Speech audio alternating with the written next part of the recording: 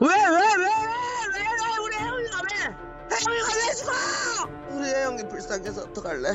그런지 왜 그런지 알 수가 없어요. 별일 없었냐고, 진짜 별일 없었냐고. 전혀 없었습니다. 전혀 없었습니다. 결혼한 지 3개월밖에 안 된 딸이 갑자기 사망했다는 사위의 연락을 받고 어머니는 믿을 수 없었다고 합니다. 그런데 빈소가 차려진 지 하루 만에 사위는 경찰에게 긴급 체포됐는데요. 대체 그동안 딸과 사위에게 무슨 일이 있었던 걸까요? 자, 어제 뉴스룸에서 첫 보도가 나갔습니다. 난리가 났습니다. 저희가 좀 더 많은 내용을 준비했습니다. 양 변호사님. 네, 그렇습니다. 지난달 13일이었습니다. 30대 사이로부터 결혼한 지 3개월밖에 안 되는데 갑작스럽게 전화가 왔습니다. 퇴근하고 봤더니 이 딸이, 그러니까 아내가 숨을 쉬지 않고 있다라고 얘기를 하면서 경찰도 와서 보더니 사망한 것 같다라고 그렇게 전화를 한 겁니다. 이 평소에 아픈 데도 없는데 갑자기 왜 사망을 했는지 알 수가 없었고 믿을 수도 없었고, 사실 이 딸과 사이가 결혼한 지도 얼마 안 됐답니다. 지난해 이맘때쯤이었고 만난 지 얼마 안 된 동갑내기였는데 이 첫인상은 그렇게 좋았다고요. 참하게 생겼다라고 하지만 어쨌든 어머니 입장에서는 천천히 좀 사귀어보고 2년 정도 만나보고 결혼하라고 했는데 딸이 많이 좋아하고 착하다. 또 둘이 좋아하면 됐지라고 그렇게 얘기해서 또 결혼을 허락하셨다라는 거고요. 중간에 이제 한 차례 유산의 아픔도 있긴 했지만 사이도 장모한테 엄마 이렇게 또 부르기도 했고요. 이 어머님도 이 아들처럼 정말 아꼈다고 합니다. 그렇게 예뻐했던 사위가 어느 날 갑자기 대성통곡을 하면서 충격적인 얘기를 했다는 겁니다. 그 통화 내용 직접 들어보시죠. 우리 혜영이가 왜? 혜영이가 왜 죽어? 우리 혜영이 불쌍해서 어떡할래? 왜 그런지 알 수가 없어요. 별일 없었냐고, 진짜 별일 없었냐고. 전혀 없었습니다. 전혀 없었습니다. 근데 어떻게 알았냐 너? 서서방 왜? 말해봐. 그러니까 왜? 왜 무슨 말이에요? 제가 그랬다니요? 무슨 소리예요? 뭘 제가 잘못했다고 하는 거예요? 그 다음날 이제 빈소를 차렸는데 형사분들이 네 분이 오셔서 데려가고 그랬어요.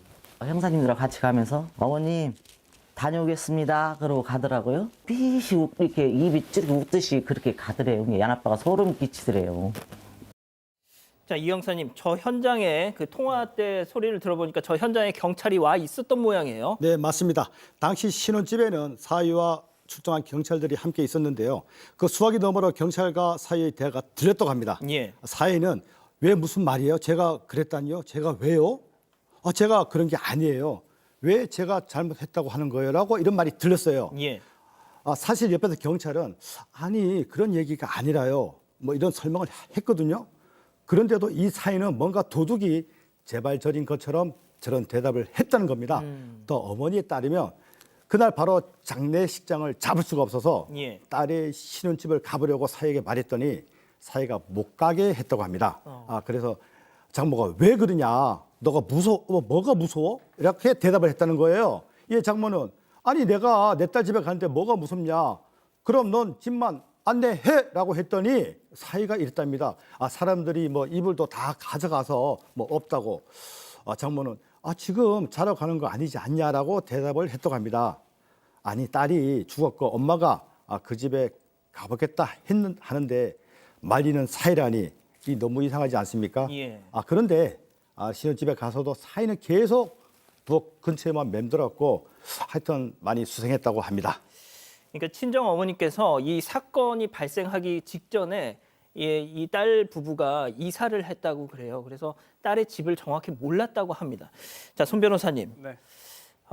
사위의 행동이 뭔가 이상하긴 했지만 수상쩍긴 했지만 그냥 당장 내 딸이 죽었는데 그게 뭐 수상하고 막 이걸 생각할 겨를이 있습니까? 자, 그런데 장례식장에서도 이 사위란 자의 행동이 뭔가 이상했다. 그렇습니다. 조금 전 들으신 것처럼 막 오열하는 장면들이 있었잖아요. 그런데 그 바로 다음 날 장례식장에서는 또 사람이 좀 달라진 거예요. 좀 무덤덤해요. 게다가 처형이 이런 진술을 합니다. 그때 장례식장에 있다가 잠깐 집에 다녀오라고 나오는데 누나 저도 같이 가면 안 돼요? 라고 따라왔다는 거예요. 그때 처형 입장에서는 아니 상주인데 상주가 자리를 비우는 게 좀 이상하지 않나 생각을 했지만 그래도 뭐 같이 갔습니다. 예. 그런데 그때 뭐 속옷도 못 갈아입고 양말도 못 갈아 신어서 그래요라고 말을 해서 약간 좀 의아했죠. 심지어 실제로 집에 왔다가 양말도 챙기고 면도기도 챙기고 충전기도 챙기고 다 짐까지 챙겨서 온 거예요. 이거 역시 약간 좀 이상합니다. 그런 상황에서 그 다음날 장례식장에서 경찰에 의해서 긴급 체포된 건데, 그런데 사실 긴급 체포될 때도 이상한 일이 있었습니다. 이런 일을 보긴 참 쉽지 않은데 예. 당시에 경찰에 잡혀가면서 장모한테 이렇게 말했어요.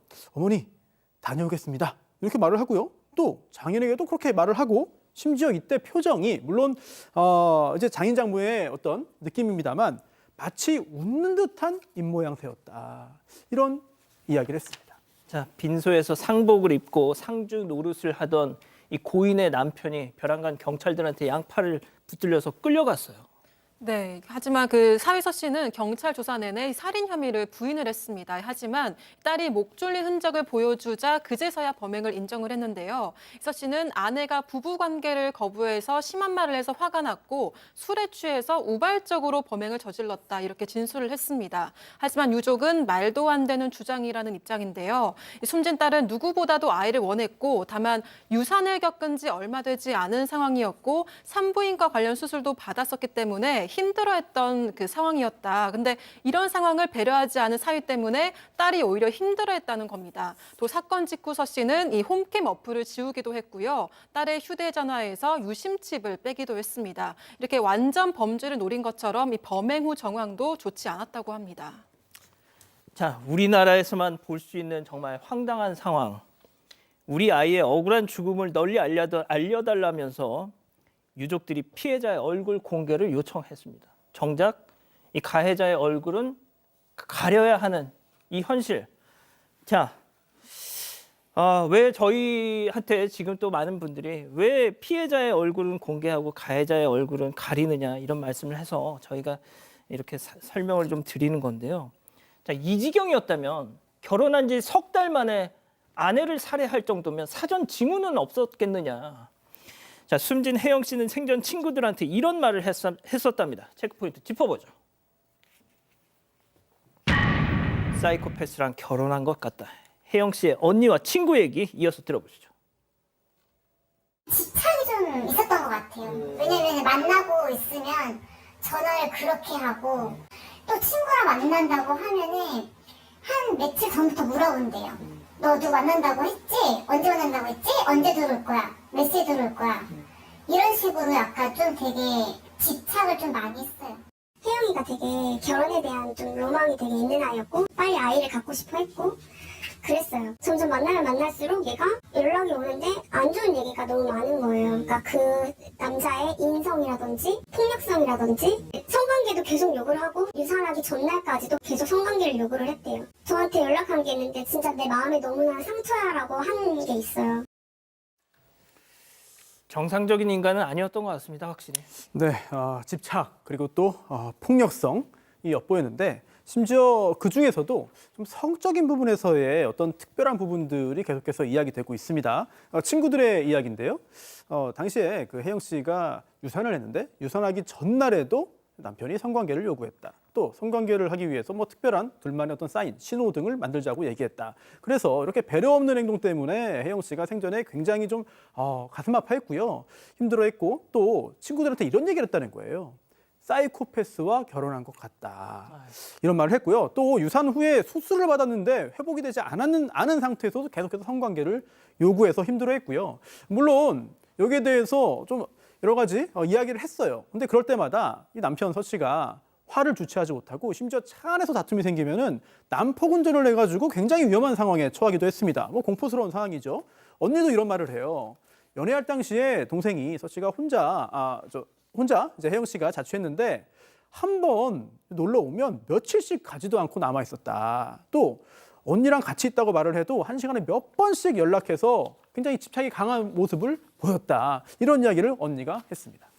이 어머님이 모든 게 다 내 탓 같다고 저희 제작진에게 전해준 말씀이 있어요. 네, 맞습니다. 이 어머니에 따르면 결혼 전부터도 둘이 싸우고 나면 이 사위가 꼭 어머니에게 먼저 연락을 하면서 혜영이를 좀 달래달라. 나는 너무 좋아하고 사랑하는데 혜영이는 그게 아닌 것 같다. 이런 말을 했다고 합니다.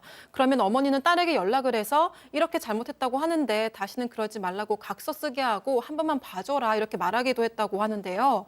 이 부부관계에 대해서도 갈등이 좀 있었다는 건 알고 있었지만 어머니는 사위가 딸을 너무 좋아 좋아해서 그런다고 생각해서 딸을 달랬다고 합니다.